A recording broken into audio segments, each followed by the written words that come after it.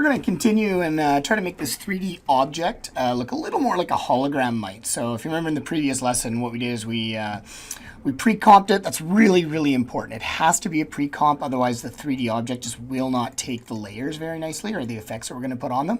And then in that pre-comp, of course, I've already set the rotation, which is how I'm getting that rotation. And then, of course, in this sequence, or in this comp, I've parented it to null 1, and null 1 has the tracking data on the hand here. So let's just start going through a couple of settings here. And all of these are in the Google slide as well. But the very first effect that I'm going to do is I'm just going to look for what's called a tint.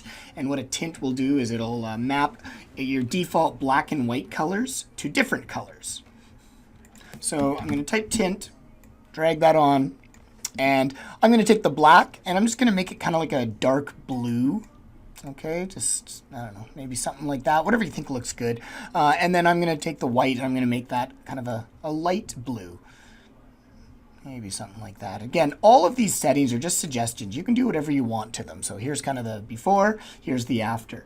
Next thing I'm going to do is I'm going to put on what's called Venetian blinds. And the Venetian blinds, make sure you're using the transition, not the preset. I'm going to take the Venetian blinds, and what it'll do is it'll actually apply a kind of these lines in there. So as I do the transition completion, you'll see I get these lines. Now, I don't want them to go that way. I want them to be 90 degrees, so I'm going to switch that to 90.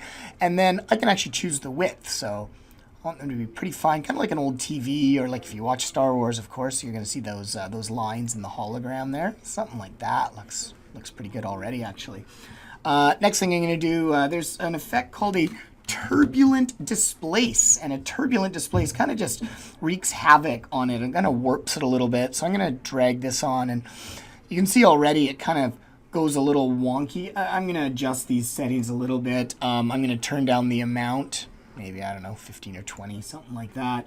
I'm going to reduce the size quite a bit. You can see the higher it is, the more kind of turbulence it has on it. So I don't know, maybe 8, something like that. I don't want anything too much, and I can just kind of test it out. It just gives it just a little bit of that kind of warpiness, right? It just kind of looks like a screen. It's projecting itself. It's not just an actual object.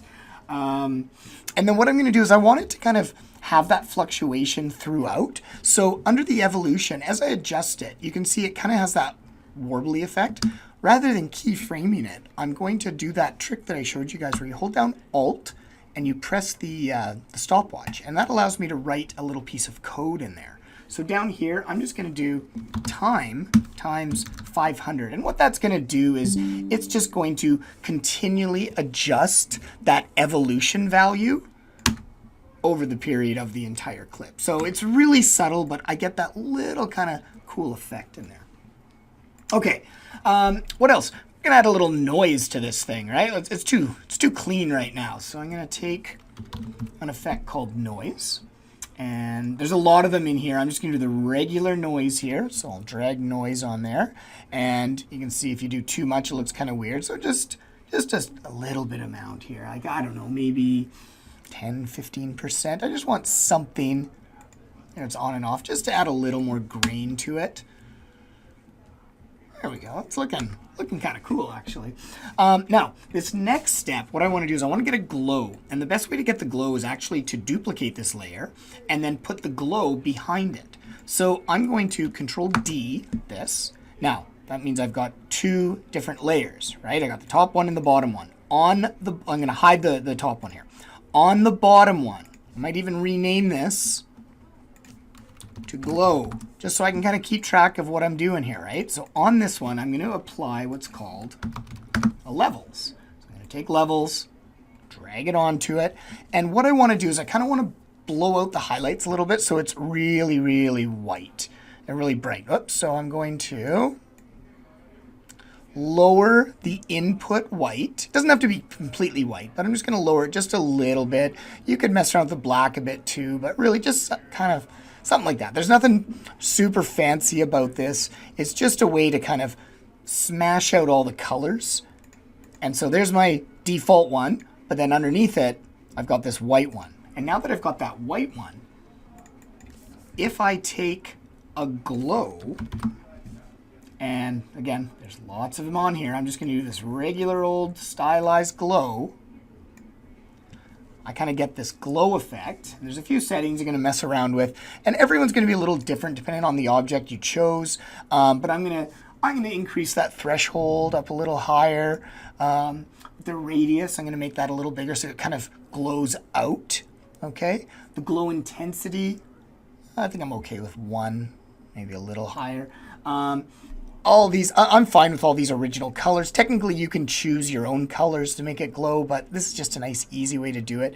So much of this program is just messing around with settings and seeing what happens, right? Like, I don't know what Color Loops does. It doesn't look like it's doing anything, but you're welcome to try. You can't really break anything. Okay, so now I've got this glow. You can see there's the before and after. If I add on that top layer again, now I've got that glow. And I could even, now that I'm seeing it in place, maybe I want to have more glow coming out. Like I want that radius to really come out a little higher. And you just get it to the point where you think it looks good.